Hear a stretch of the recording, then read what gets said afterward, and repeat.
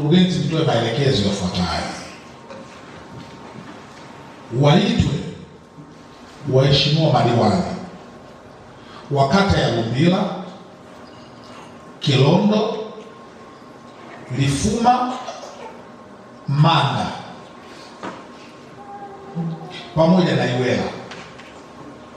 Kata hizi 5 tupate nao vikundi kimoja kimoja kutoka kwenye kila kata kwenye swala la ufugaji wa samaki.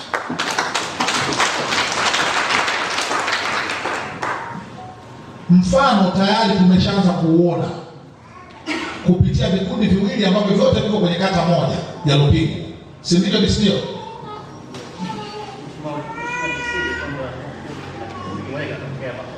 Ndio. Kinatoka Lupingu. Kwa hiyo kata Makonde unaweza yes. Kwa hiyo kwenye kata hiyo ya Makonde pamoja na Lupingu. Na wakaguzi mmeweza kujiridhisha kwamba kata hizi zote zimeanza kufanya vizuri. Kwa nini naizungumzia kwamba tuwaite waheshimiwa madiwani? Ninahitaji wao ndio wavitambue na wao waleze hivi vikundi,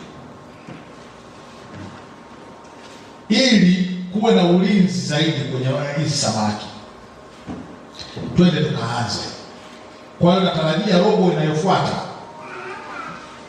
ambayo tutatoa hizi shilingi milioni 200 zilizobaki, tuwe na vikundi vya ufugaji wa samaki kutoka Lumbila, Kilondo, Lifuma,